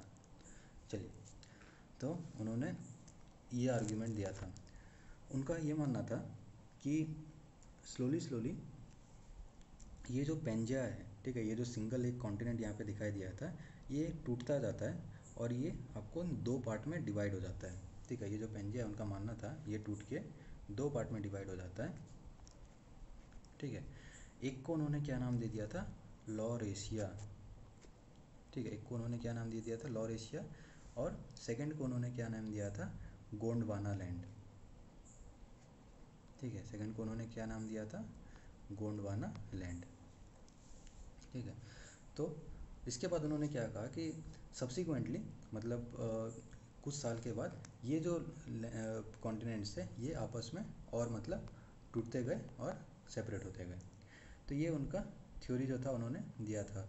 और इसके अलावा उन्होंने कुछ इसके साथ में रिलेटेड एविडेंस भी दिए थे, जैसे कि आपको जिग्सॉ फिट हुआ, यानी कि जो दो कॉन्टिनेंट्स के मैच के बारे में। ठीक है, या फिर आप दो अलग अलग कॉन्टिनेंट्स है, उसमें देखा गया है कि इस कॉन्टिनेंट में जो एक कॉन्टिनेंट में जो स्टोन्स पाए गए हैं, जो रॉक्स पाए गए हैं, वो दूसरे कॉन्टिनेंट्स के तट से सिमिलर होते हैं। ठीक है, तो ये सारे उन्होंने कुछ एग्जांपल्स दिए। ठीक है, फॉसिल्स का भी उन्होंने कुछ एग्जांपल्स दिया था कि आपने देखा होगा कि एक कॉन्टिनेंट में जो फॉसिल्स पाए गए हैं, बिल्कुल जो एज पे जो फॉसिल्स पाए गए हैं, वो दूसरे कॉन्टिनेंट में भी, जो उसका नियर मोस्ट कॉन्टिनेंट है, वहाँ पे भी सेम फॉसिल्स है। तो उन्होंने ये सारी थ्योरी यहाँ पे पुटअप की थी। आई होप आपको ये चीज़ समझ में आई होगी। चलिए मूव ऑन करते हैं अपने क्वेश्चन की ओर। ठीक है, तो यहाँ पे आपको तीन तरीके की थ्योरी दिए गए हैं। आपको पूछा गया है कि इनमें से कॉन्टिनेंटल ड्रिफ्ट थ्योरी के अंदर में कौन से चीज़ें हैं जो सपोर्ट करती हैं। पहला तो क्या है, जिगसॉ फिट। देखिए जिगसॉ फिट जो है, ये जो जिगसॉ फिट है, इसका मतलब है हमारा मैचिंग ऑफ कॉन्टिनेंट्स। ठीक है, इस बात को आप ध्यान में रखिएगा कि जिगसॉ फिट का क्या मतलब होता है, मैचिंग ऑफ कॉन्टिनेंट्स। जैसे कि जो हमारा अफ्रीका है, ठीक है, जो हमारा अफ्रीका है और जो हमारा साउथ अमेरिका है, आपने देखा होगा कि इन दोनों कॉन्टिनेंट्स के बहुत सारे चीज़ें हैं जो कि आपस में सिमिलर हैं, अफ्रीका और साउथ अमेरिका के। तो ये एक थ्योरी है जो कि इसके अंदर में कॉन्टिनेंटल ड्रिफ्ट थ्योरी को सपोर्ट करता है। नेक्स्ट क्या है, प्लेसर डिपॉजिट। ठीक है, तो प्लेसर डिपॉजिट का मैं आपको जैसे एक एग्जांपल देता हूँ, घाना और ब्राज़ील। ठीक है, आप मान के चलिए घाना और ब्राज़ील, आपने दोनों जगहों का नाम सुना होगा कि घाना में आपको बहुत सारे जो हैं गोल्ड मिलते हैं, बहुत सारे गोल्ड के डिपॉजिट्स पाए जाते हैं। लेकिन इसका जो ओरिजिन है ना, इसका जो सोर्स रॉक है, जब आप उसको सर्च करेंगे तो आपको पता चलता है कि जो इसका सोर्स है वो कहाँ पे दिखाई देता है, वो दिखाई देता है ब्राज़ील में। तो ये आपको असल में प्लेसर डिपॉजिट का मैंने आपको एक एग्जांपल दिया। ठीक है, इसके अलावा भी बहुत सारे जो थ्योरीज थे यहाँ पे पुटअप किए गए थे कॉन्टिनेंटल ड्रिफ्ट थ्योरी को मतलब as a right theory prove करने के लिए। जैसे कि मैंने आपको पहले भी बताया कि फॉसिल्स के बारे में देखा गया था। इसके अलावा दोनों कॉन्टिनेंट्स के किनारे पे जो रॉक्स पाए जाते हैं उसके बीच में सिमिलैरिटीज़ देखी गई थी। तो ये सारी कॉन्टिनेंटल ड्रिफ्ट थ्योरी के अंदर में आती है। अच्छा, ये जो थर्ड दे रखा है कॉन्वेक्शनल करंट थ्योरी, ये कम्प्लीटली डिफरेंट थ्योरी है, इसके बारे में आपको बाद में बताऊँगा। तो right here what will be the answer, first and second is right, these two supports the continental drift theory, so option number A। चलिए, Alfred Wegener's continental drift theory was rejected, which of the following reasons were the cause of its rejection। सी मैंने अभी आपको completely explain किया था Alfred वेजनर्स के continental drift theory के बारे में, मैंने एक एक चीज़ें बारे आपको बताए थे। तो यहाँ पे बताना है कि उनका थ्योरी जो था क्यों रिजेक्ट किया गया था, और ये सारे रीजंस में से कौन से रीजंस हैं उसके लिए। पहला क्या है, कोस्ट लाइन सारे temporary feature and are liable to change. ठीक है, बिल्कुल सही स्टेटमेंट कहा गया है कि जो कोस्ट लाइन्स थे ये एक टेम्प्रोरी फीचर होते हैं और ये समय के अनुसार चेंज होते हैं। तो इस बेसिस पे ये एक रीज़न दिया गया था उनके थ्योरी को रिजेक्ट करने का। सेकेंड क्या है, forces such as tidal and pole fleeing are too weak to be able to move the continents. जी हाँ, बिल्कुल सही स्टेटमेंट है। देखिए एल्फ्रेड वेजनर का यह मानना था, उन्होंने ये टाइडल फोर्सेस और पोल फ्लिंग फोर्सेस के बारे में बताया था कि इनकी वजह से जो कॉन्टिनेंट्स थे वो मूव होते हैं।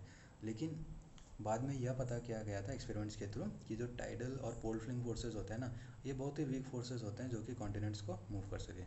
तीसरा क्या है, the theory of the sea floor spreading started A revolution in the earth science है। जी हाँ, बिल्कुल, बाद में जब ये सी फ्लोर स्प्रेडिंग का जो कॉन्सेप्ट आया था, जो थ्योरी आई थी, ये भी सही बात है। चौथा क्या है, plate tectonics explains the position of the poles constantly drifted. जी बिल्कुल राइट स्टेटमेंट है यहाँ पे। प्लेट टेक्टोनिक्स के बारे में जो बाद में थ्योरी आए थे उसमें जो पोल्स के पोजीशनिंग के बारे में बात कही गई थी, ये भी एक रीज़न था उनके ड्रिफ्ट थ्योरी के रिजेक्शन के लिए. So here all the statements are correct. What will be the right answer? Option number D. चलिए, now with reference to the sea floor spreading consider the following statements. तो sea floor spreading से related आपको यहाँ पे कुछ statements दिए हैं. You have to tell which of them are correct. पहला क्या स्टेटमेंट है? The age of the rocks increases as one moves away from the crest due to the continuous volcanic eruptions. ठीक है, यानी कि जब आप क्रेस्ट से, ठीक है, अगर आप दूर जितना जाएंगे तो आप देखेंगे कि जो वहाँ पे जो रॉक्स पाए जाते हैं वो उतने ही पुराने होते हैं. ठीक है, तो बिल्कुल सही स्टेटमेंट कहा गया हमारा पहला इसमें. सेकंड स्टेटमेंट क्या कहता है कि the deep trenches have deep seated earthquakes. ठीक है, तो जो ट्रेंचेस बिल्कुल डीप होते हैं उसके अर्थक्वेक्स के बारे में कहा गया है कि that they are deep seated. लेकिन जो मिड ओशियनिक रीजेस होते हैं उसके जो फोकाई होती है क्वेक की, वो क्या कहा गया? They have shallow depths. तो बिल्कुल सही स्टेटमेंट है हमारा सेकंड भी. So which of the above are correct? Both the statements here are correct. I hope आपको सी फ्लोर स्प्रेडिंग के बारे में क्लियर हो गया होगा. यहाँ पे देखिए, ये बिल्कुल जो कॉमन पॉइंट्स है ना यहाँ पे वो दिए गए हैं. इसके अलावा आपको इस सी फ्लोर स्प्रेडिंग से बारे में एक्स्ट्रा जानने की ज़रूरत भी नहीं है. ठीक है, सो बेसिकली मैं यहाँ पे आपको उन सभी चीज़ों के बारे में बता रहा हूँ जो कि एग्ज़ाम से रिलेटेड इंपॉर्टेंट है. फॉर एग्जांपल, अब आप इस क्वेश्चन को देखिए. इस क्वेश्चन में क्या कहा गया? The Caroline plate is located between. ठीक है, तो यहाँ पे आपको कुछ प्लेट्स के बारे में जानना ज़रूरी है बिफोर आंसरिंग दिस क्वेश्चन. यहाँ पे कैरोलिन प्लेट के बारे में पूछा गया कि ये कौन से प्लेट्स के बीच में लोकेटेड है. पहला क्या दे रखा है? Central America and Pacific plate. तो बताइए, सेंट्रल अमेरिका और जो पैसिफिक प्लेट होता है इसके बीच में जो प्लेट होता है इसे हम क्या कहते हैं? इसे हम कहते हैं कोकोस प्लेट. ठीक है, ध्यान में रखिएगा. जो कोकोस प्लेट है, देखिए ये सभी जो है ना ये आपके असल में माइनर प्लेट्स होते हैं. These are all minor plates. So you keep in mind, जो सेंट्रल अमेरिका और पैसिफिक प्लेट के बीच में इसे हम क्या कहते हैं? Cocos plate. नेक्स्ट क्या है हमारा? Philippines and Indian plates. ठीक है, तो फिलीपींस एंड इंडियन प्लेट्स जो है इसी को असल में कैरोलिन प्लेट कहा जाता है. ठीक है, फिलीपींस और इंडियन प्लेट्स के बीच में जो प्लेट है इसे हम क्या कहते हैं? Caroline plate. तीसरा क्या है? यूरेशियन और पैसिफिक प्लेट्स के बीच में. तो देखिए, यूरेशियन और पैसिफिक प्लेट के बीच में जो प्लेट्स होता है इसे हम क्या कहते हैं? इसे हम कहते हैं फिलीपींस प्लेट. ठीक है, देखिए आप एग्ज़ाम में बिल्कुल कंफ्यूज नहीं होइएगा, इसलिए मैं आपको यहाँ पे ये क्वेश्चन दे रहा हूँ. बिकॉज सी, फिलीपींस और इंडियन प्लेट के बीच में जो है उसे कैरोलिन प्लेट कहते हैं, लेकिन यूरेशिया और पैसिफिक प्लेट के बीच में, यूरेशिया और पैसिफिक प्लेट के बीच में जो प्लेट है इसे हम क्या कहते हैं? Philippines plate. और लास्ट यहाँ पे क्या दे रखा है? South America and Pacific plates.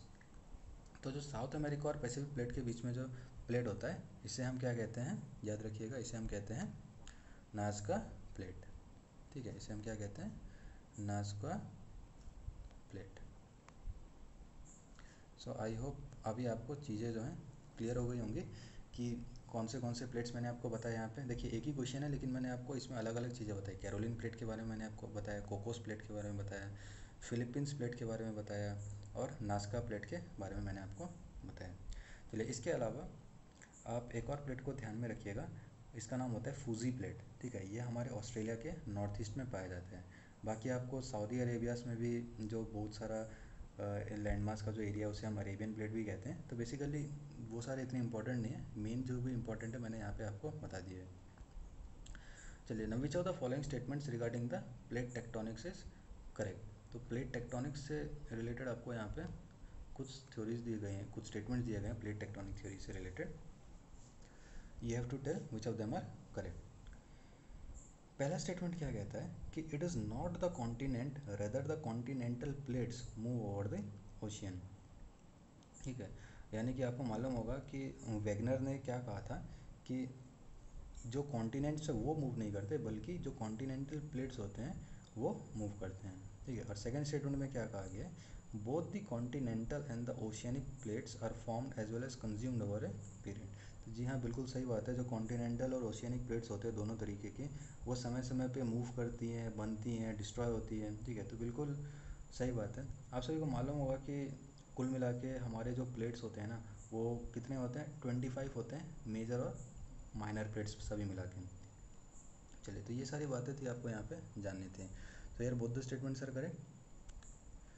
चलिए नेक्स्ट क्या है, with reference to the plate movement consider the following statements. Plate movement से रिलेटेड यहाँ पे आपको दो स्टेटमेंट्स दिए गए हैं। क्या क्या है, पहला स्टेटमेंट क्या कहता है, different plates move with different rates. ठीक है, तो जो अलग अलग प्लेट्स होते हैं उनकी अलग अलग मूवमेंट की जो रेट होती है उनकी अलग अलग रेट पे मूव करते हैं। जी हाँ, बिल्कुल सही स्टेटमेंट है ये। इसका एक एग्जांपल भी दे रखा है आपको सेकंड स्टेटमेंट में कि जो हमारा इंडियन प्लेट है वो नॉर्थवर्ड्स मूव करता है 1.2 सेंटीमीटर पर ईयर। बिल्कुल सही बात कही है इन्होंने कि जो हमारा इंडियन प्लेट है वो नॉर्थवर्ड मूव करता है 1.2 सेंटीमीटर पर ईयर। अच्छा, इसके अलावा ना आपको कुछ और बातें ध्यान में रखनी है कि किसी भी प्लेट का, ठीक है, अगर आप एवरेज देखा जाए तो वो कितना होता है, 0.6 सेंटीमीटर पर ईयर से लेकर के 10 सेंटीमीटर पर ईयर जो होता है। मेजॉरिटी जितना भी मतलब आपको रिसर्च अभी तक हुआ है ना, उसके बेसिस पे मतलब ये कहा गया है कि एवरेज जो मूविंग रेट है वो कितनी है, 0.6 सेंटीमीटर पर ईयर से लेकर के 10 सेंटीमीटर पर ईयर। जैसे एक और एग्जांपल मैं आपको बताता हूँ कि जो यूरेशियन प्लेट है, ठीक है, ध्यान में रखिएगा कि जो यूरेशियन प्लेट है वो नॉर्थ अमेरिकन प्लेट से अलग होता जा रहा है। ठीक है, यहाँ पे मैंने आपको क्या बताया था, इंडियन प्लेट जो है नॉर्थवर्ड्स मूव कर रहा है, लेकिन यूरेशियन प्लेट और नॉर्थ अमेरिकन प्लेट के बारे में अगर आप बात करें तो ये दोनों एक दूसरे से अलग होते जा रहे हैं। और इसका क्या रेट है, इनके अलग होने का रेट क्या है, 3 सेंटीमीटर पर ईयर। ठीक है, तो इस बात को आप ध्यान में रखिएगा। इसके अलावा आप एक और चीज़ ध्यान में रख सकते हैं कि जो हमारा चाइल करके, जो चिली करके जो एक कंट्री है, जो जगह है चिली करके, उसके इधर जो आपके साउथ पैसिफिक में सबसे ज़्यादा फास्टेस्ट रेट देखने को मिलता है, वो कितना मिलता है आपको, 15 सेंटीमीटर पर ईयर। ठीक है, तो ये असल में सबसे फास्टेस्ट है जो मैंने अभी आपको बताया। तो ये सारी बातें हैं जो कि आपको ध्यान में रखनी है। चलिए, तो इसका राइट आंसर क्या हो जाएगा, both the statements are correct. Moving on to the next question, consider the following pairs. चलिए, तो आपको बताना है कि ये जो पेयर्स हैं ये कौन से माउंटेन कैटेगरी में आते हैं। तो आप सभी को मालूम होगा कि जो फोल्ड माउंटेन्स होते हैं, ठीक है, फोल्ड माउंटेन्स को अगर हम क्लासीफाई करते हैं, अगर ओरिजिन के बेसिस पे मान के चलिए इसे क्लासीफाई करते हैं, तो ये कौन से कैटेगरीज हो जाते हैं इसके। एक हो जाता है हमारा सबसे पुराने जो फोल्ड माउंटेन्स होते हैं, आप कह सकते हैं कि वेरी ओल्ड। ठीक है, एक हो जाता है हमारा जो कि इससे थोड़ा सा यंग होता है, उसे हम क्या कहते हैं, ओल्ड फोल्ड माउंटेन्स। ठीक है, और इसके अलावा जो बिल्कुल यंग होते हैं इसे हम क्या कहते हैं, यंग फोल्ड माउंटेन्स। ठीक है, तो ये जो यंग फोल्ड माउंटेन्स होते हैं इसे असल में क्या कहते हैं, इसे एल्पाइन फोल्ड माउंटेन्स भी कहा गया है। ठीक है, ध्यान में रखिएगा कि जो हमारे यंग फोल्ड माउंटेन्स होते हैं इसे एल्पाइन फोल्ड माउंटेन्स भी कहा गया है। चलिए, तो यहाँ पे क्या क्या दे रखा है, यूरल, रॉकीज और हिमालयस के बारे में। तो बताइए इसका क्या आंसर होगा। देखिए, सबसे पहले आपको मालूम होगा कि जो हिमालयस है, मैं आपको हिमालयस के बारे में बता दूं बिकॉज ये तो सबसे ईजीएस्ट चीज़ है जो यहाँ पे दिया गया है। तो हिमालयस जो होते हैं ये किस कैटेगरी में आते हैं हमारे, ये आपको मालूम होगा कि यंग माउंटेन्स के कैटेगरी में आते हैं। ठीक है, तो यंग माउंटेन्स को मैंने आपको बताया कि यंग माउंटेन्स को ही एल्पाइन माउंटेन्स भी कहा गया है। तो बिल्कुल सही है हिमालयस के बारे में। नेक्स्ट क्या दे रखा है यहाँ पे, रॉकीज़। देखिए, रॉकीज़ जो होते हैं ना, ये रॉकीज़ जो हैं ये भी असल में हमारे यंग माउंटेन्स के अंदर में ही आते हैं। Okay, so it is not an old fold mountain, it is a young mountain. इसके अलावा यूरल के बारे में दे रखा है, तो यूरल माउंटेन्स के बारे में आप ध्यान रखिएगा, these are not young fold mountains, these are old mountains. ठीक है, यूरल जो है ये क्या किस तरीके के माउंटेन्स होते हैं, दीज आर ओल्ड माउंटेन्स। सो हमारा यहाँ पे पहला दोनों गलत है। अच्छा, इसके अलावा मैं आपको और कुछ बातें बता दूँ कि जैसे कि यहाँ पे एल्पाइन माउंटेन्स के बारे में चर्चा हुई, तो एल्पाइन माउंटेन्स के अंदर में और भी कई सारे आते हैं, जैसे रॉकीज और हिमालयस तो आपको मैंने यहीं पे बता दिया है। इसके अलावा एंडेस होता है, एल्प्स होते हैं, जो मेन फेमस है मैं उनके बारे में खाली आपको बता रहा हूँ कि जो एंडेस हो गया, एल्प्स हो गया, रॉकीज है, हिमालयस है, ये सारे किस में आते हैं, एल्पाइन माउंटेन्स के अंदर में। लेकिन वहीं अगर हम ओल्ड फोल्ड माउंटेन्स के बारे में बात करते हैं तो हमारे इंडिया में भी आपको मालूम होगा कि जो अरावली रेंज है, ठीक है, अरावली रेंज है, ये किसका एग्जाम्पल हो गया, ये ओल्ड फोल्ड माउंटेन का एग्जाम्पल हो गया। वही जो यूरल माउंटेन्स यहाँ पे आपका पहला स्टेटमेंट में दे रखा है, ये कहाँ पे है, रसिया में है। ठीक है, यूरल माउंटेन जो है, तो ये भी जो है आपका किस में आता है, ओल्ड फोल्ड माउंटेन्स की कैटेगरी में ही आता है। तो चलिए, इसका करेक्टली इसमें बताइए इसका क्या आंसर है, which of the following pairs are correctly matched. तो केवल तीसरा नंबर का था, सो ऑप्शन नंबर बी। चलिए ना, consider the following reasons, which of the following are the reasons of divergent plate boundaries. तो यहाँ पे आपको कुछ रीजन्स दिए गए हैं और आपको बताना है कि इनमें से कौन सा रीजन जो है डाइवर्जेंट प्लेट बाउंड्रीज से रिलेटेड है। तो डाइवर्जेंट प्लेट बाउंड्री तो आपको मालूम ही होगा, नेम से भी आपको पता चल रहा है कि जब दो प्लेट्स एक दूसरे से बिल्कुल अलग मूव करते हैं, अपोजिट डायरेक्शन में मूव करते हैं, तो ऐसे में जो रिजेस या फिर रिफ्ट वैलीज क्रिएट होती हैं, तो इसे हम क्या कहते हैं, डाइवर्जेंट प्लेट बाउंड्रीज। चलिए, तो बताइए इनमें से कौन सा रीजन है जो कि डाइवर्जेंट प्लेट बाउंड्रीज का अंदर आता है। चलिए, so let me tell you कि यहाँ पे आपको कौन से दिए गए, बाइकाल रिफ्ट जोन, ठीक है। नेक्स्ट क्या है, एडन रिज, नेक्स्ट इज जुआन डे फुका रिज और ईस्ट पैसिफिक रिज, ठीक है। तो यहाँ पे जितने भी आपको रीजन्स दे रखे हैं, ये आपको एक बात बता दूँ कि ये सभी के सभी जो है हमारे डाइवर्जेंट प्लेट बाउंड्रीज के अंदर में आते हैं। ओके, आई होप आपको ये बात समझ में आ रही होगी। इसके अलावा आपको मैं एक और इम्पॉर्टेंट पॉइंट बताता हूँ यहाँ पे कि ये जितने भी रीजन्स हैं ना, आपको इन सभी को बिल्कुल you can say that you have to memorise this, ठीक है। आपको यहाँ पे देखिए, कुछ चीज़ें लोग कहते हैं ना कि यूपीएससी में आपको समझना ज़रूरी है, आई अंडरस्टैंड समझना ज़रूरी है, बट कुछ चीज़ें ऐसी होती हैं जो कि आपको मेमोराइज़ करनी भी बहुत ज़रूरी होती हैं। अदरवाइज़ अगर आप इन सभी रीजन्स को अगर मेमोराइज़ नहीं करते हैं, then in exam then you may get confuse, ठीक है। चलिए, तो इसके अलावा आपको और भी कई सारे होते हैं, जैसे कि ईस्ट अफ्रीकन रिफ्ट हो गया, ठीक है, जो हमारा मिड अटलांटिक का जो रीज होता है ना, जो कि हमारा नॉर्थ अमेरिकन प्लेट और साउथ अमेरिकन प्लेट को सेपरेट करता है, ये भी इसी के अंदर में आता है, ठीक है। फिर गैकल रिज भी होता है, ठीक है, जो हमारे आरसीटी क्वेश्चन में है। इफ़ यू वांट, अगर आपको पीडीएफ वगैरह चाहिए इससे रिलेटेड, तो मैं आपको जो है, आप मेरे को कमेंट सेक्शन में बता सकते हैं, या फिर मेरे साथ टेलीग्राम चैनल पे जुड़ जाइएगा। वहाँ पे मैंने एक नया प्लेटफॉर्म क्रिएट किया है, जनरल अवेयरनेस, ब्रैकेट में लिखिएगा यूपीएससी एंड एसएससी करके, तो वहाँ पे आपको मेरा चैनल मिल जाएगा। एक नया प्लेटफॉर्म है, आप वहाँ पे देख लीजिएगा। अगर आपको कुछ भी पीडीएफ चाहिए या पीपीटी चाहिए, मैं आपको वहाँ पे प्रोवाइड कर दिया करूँगा, ठीक है। चलिए, यहाँ पे आपको कुछ चीज़ें मैं आपको बता देता हूँ, जैसे कि जुआन डी फुका रिज जो है ना, ये हमारा कहाँ पे पड़ता है, ये हमारा नॉर्थ अमेरिका में पड़ता है, ठीक है। इसके अलावा एडन रिज दे रखा है, तो एडन रिज जो है ये आपको ध्यान में रखिएगा, ये कहाँ पे पड़ता है हमारा, ये अरेबियन पेनिनसुला में पड़ता है, ठीक है। वही बैकाल रिफ्ट के बारे में तो आपको पता ही होगा, बैकाल रिफ्ट जोन कहाँ पे हमारा, ये हमारा रसिया में है। और ये जो ईस्ट पैसिफिक राइज यहाँ पे दे रखा है, ये आपको मालूम होगा कहाँ पे, साउथ पैसिफिक से स्टार्ट होता है और कहाँ तक जाता है, गल्फ ऑफ कैलिफोर्निया तक, ठीक है। देखिए, इन सभी चीज़ों के बारे में अगर आपको पीडीएफ चाहिए, देन जैसा मैंने आपको बताया, आप मेरे से कमेंट सेक्शन में बता सकते हैं और टेलीग्राम चैनल पे जुड़ सकते हैं। मैं आपको ये सारी इन्फॉर्मेशन जो है प्रोवाइड कर दिया करूँगा। चलिए, मूव ऑन करते हैं अगले क्वेश्चन की ओर। Consider the following pairs. तो यहाँ पे आपको तीन तरीके के फोल्ड्स के बारे में दिया गया है, कौन कौन से, मोनोक्लिनल फोल्ड, रिकम्बेंट फोल्ड और आइसोक्लिनिकल फोल्ड। आपको करना क्या है, आपको बताना है कि इनमें से कौन सा पेयर जो है इनकरेक्टली मैच्ड है, ठीक है। तो चलिए, आपको फोल्ड इसके बारे में जानने से पहले आपको मालूम होगा कि फोल्ड्स जो होते हैं ये बहुत तरीके के होते हैं, जैसे कि एसिमेट्रिकल होता है, मोनोक्लिनिकल होता है, आइसोक्लिनिकल होता है, recumbent is there, overturned is there, फिर ओपन फोल्ड होता है, क्लोज्ड फोल्ड होता है, ठीक है। तो इस तरीके के आपके बहुत सारे फोल्ड्स होते हैं। मैं आपको एक एक करके पहले सभी फोल्ड्स के बारे में जो है जानकारी दे देता हूँ, and after that it will be easier for you to solve this question. चलिए,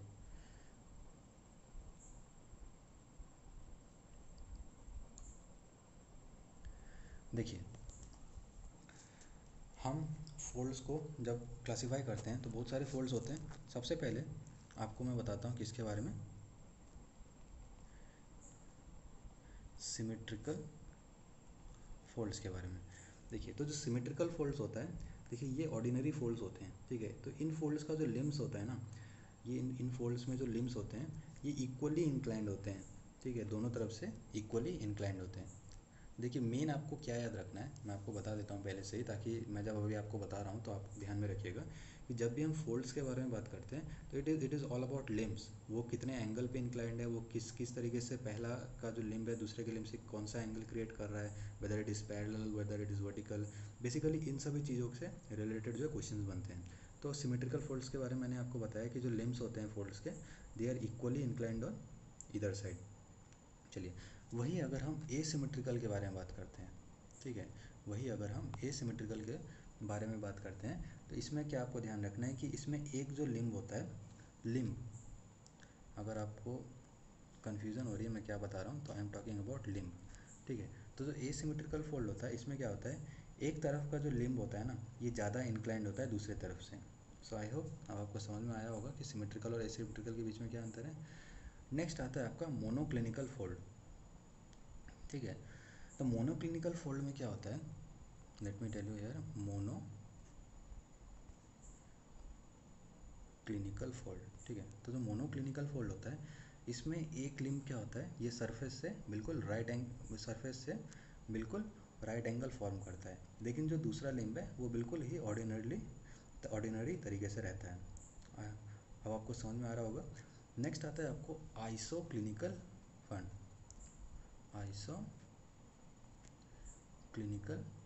फोल्ड, ठीक है। तो जो आइसोक्लिनिकल फोल्ड होता है, इसके बारे में आपको क्या ध्यान में रखना है कि जो दो लिम्ब्स होते हैं ना, वो एक दूसरे से इस तरीके से इंक्लाइंड होते हैं that they are parallel to each other, okay, they are inclined to each other in such a way that they seem to be parallel to each other, okay. 4 तरीके के मैंने आपको फोल्ड बताए। नेक्स्ट इज रिकम्बेंट फोल्ड, ठीक है। तो recumbent fold में क्या होता है कि जो दो लिम्ब्स होते हैं वो इस तरीके से इंक्लाइंड होते हैं that they seem to be horizontal, ठीक है, that they seem to be horizontal.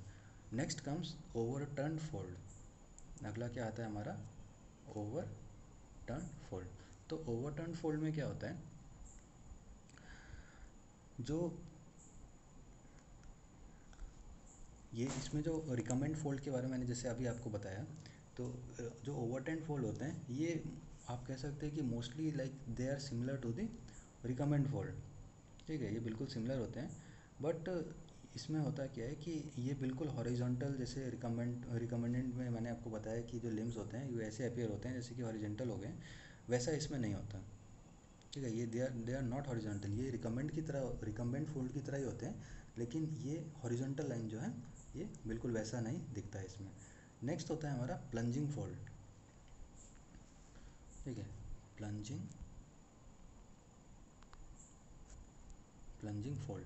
तो प्लंजिंग फोल्ड में क्या होता है कि एक फोल्ड, ठीक है, अगर एक फोल्ड का जो एक्सिस है वो जो दूसरे फोल्ड के साथ पैरेलल नहीं है, ठीक है, what you have to keep in mind that it is not exactly parallel, लेकिन कुछ सॉर्ट ऑफ एंगल जो है क्रिएट कर रहा है, तो उसे हम क्या कहते हैं, प्लंजिंग फोल्ड, ठीक है। तो आई होप यहाँ तक आपको चीज़ें समझ में आई होंगी। मैंने आपको एक एक चीज़ के बारे में क्लियरली बताया। अगर आपको PDF वगैरह चाहिए तो आप मेरे साथ टेलीग्राम चैनल पर जुड़ सकते हैं, मैं वहाँ पे आपको सब चीज़ें प्रोवाइड कर दूँगा। नेक्स्ट होता है हमारा एक और फोल्ड होता है, इसे हम क्या कहते हैं, फैन फोल्ड, ठीक है। तो देखिए फैन फोल्ड का जब भी कहीं भी अगर एग्ज़ाम में भी आता है ना फैन फोल्ड के बारे में, तो आप एक चीज़ ध्यान रखिएगा कि फैन फोल्ड के जहाँ भी मेंशन किए जाएंगे वहाँ पे एंटी क्लाइंस और सिंक्लाइंस के बारे में श्योर मतलब मेंशन किया जाएगा, ठीक है, क्योंकि इसमें फैन फोल्ड्स के अंदर में बहुत ही सारे एंटी क्लाइंस और सिंक्लाइंस होते हैं। तो आई होप आपको जितने भी फोल्ड्स हैं मैंने आपको सभी के बारे में बताया, आई होप आपको सभी चीज़ें क्लियर होंगी। इसके अलावा भी 2 फोल्ड्स और होते हैं वैसे, ओपन फोल्ड होता है और closed fold, but these are not so important. आपको क्या ध्यान में रखना है, जो ओपन फोल्ड होता है इसमें जो एंगल होता है ना वो ऑब्ट्यूज एंगल होता है, और जो क्लोज्ड फोल्ड होता है इसमें जो एंगल होता है वो क्या होता है, इट इज़ एक्यूट एंगल, ठीक है। So I hope everything is clear now, let's move on to the question.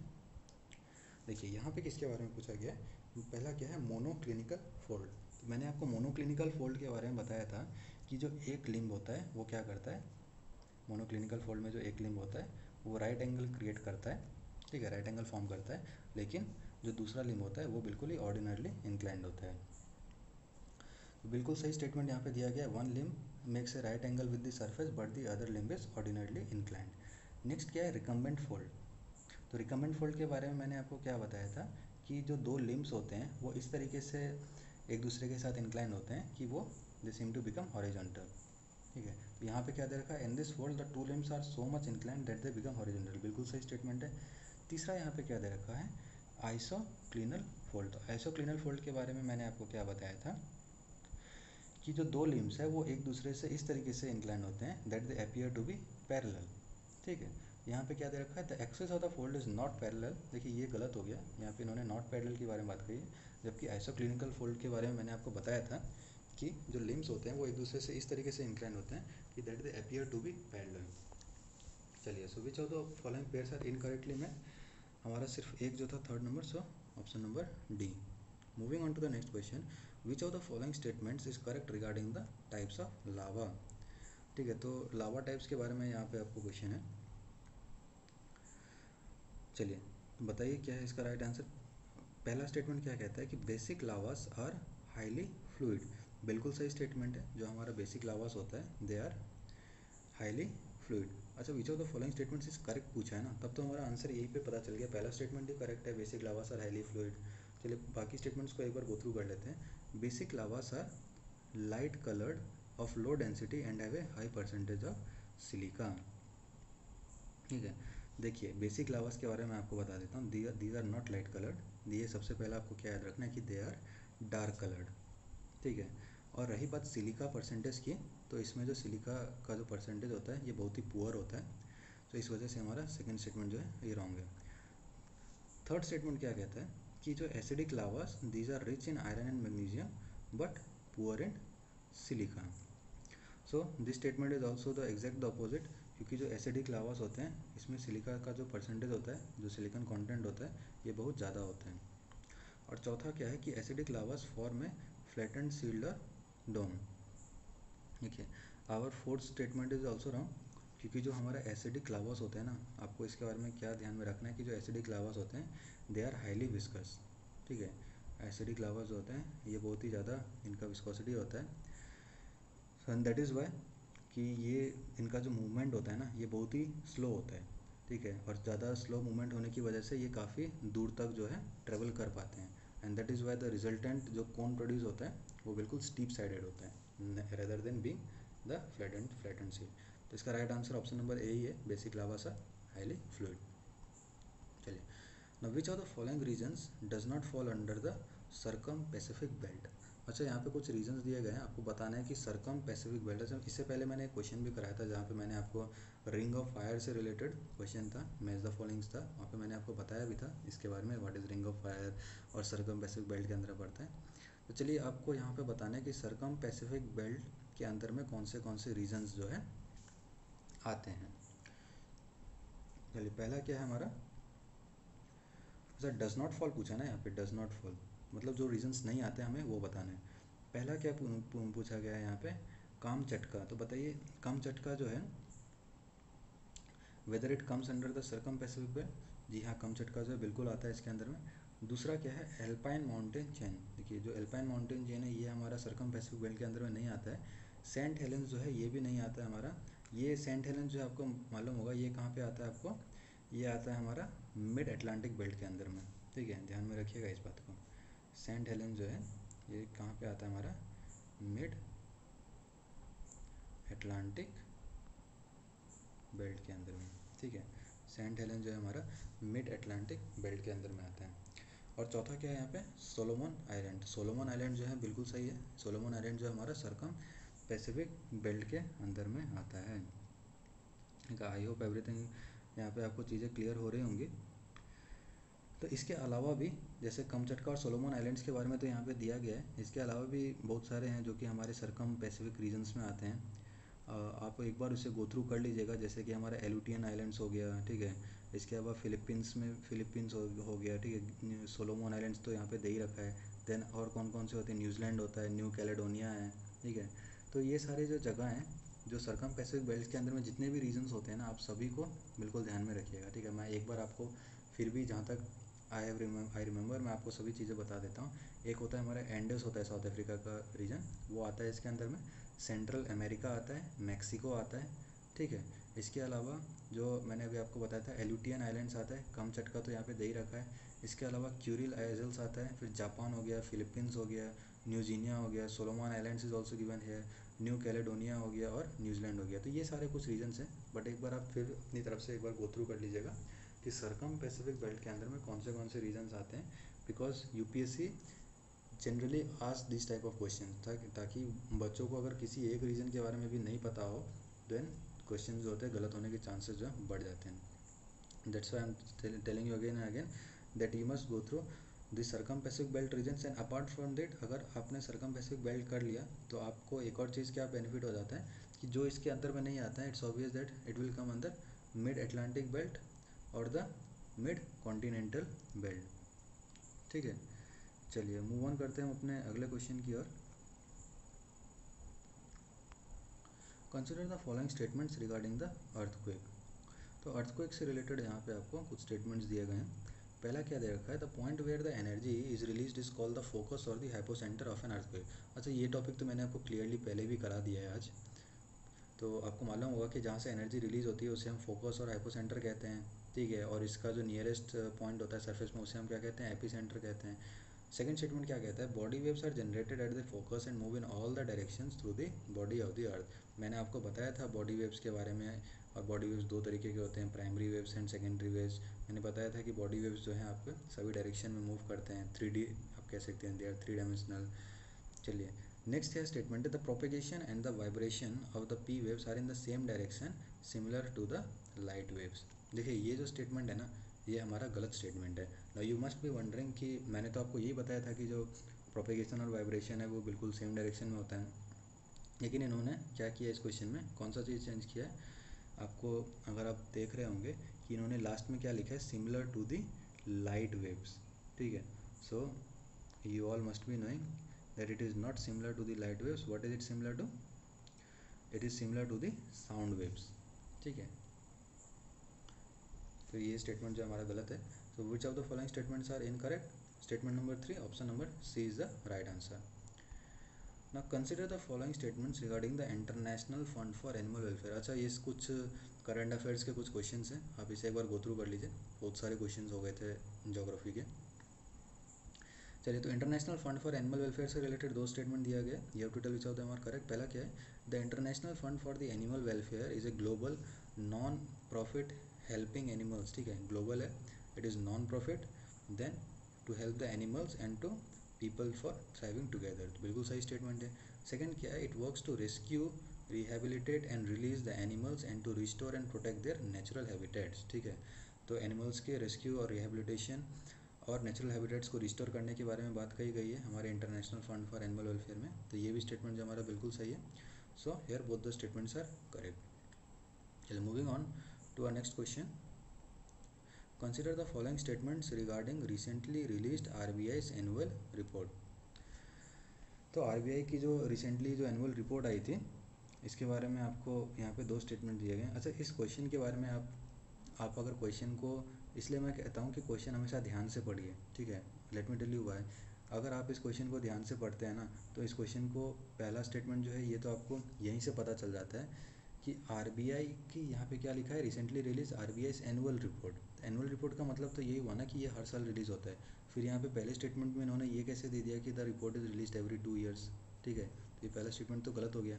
Second statement में क्या कहता है, the central bank has forecast the India's GDP to growth at 6.9% for the fiscal year 20. बिल्कुल सही बात कही गई है कि जो सेंट्रल बैंक है उसने हमारे इंडिया का जीडीपी कितना प्रेडिक्ट किया है फिजिकल ईयर 20 के लिए, यह है 6.9% पे. ठीक है, सो ये स्टेटमेंट जो है बिल्कुल करेक्ट है यहाँ पे. So which of the statements are correct, of statement number 2, so option number B.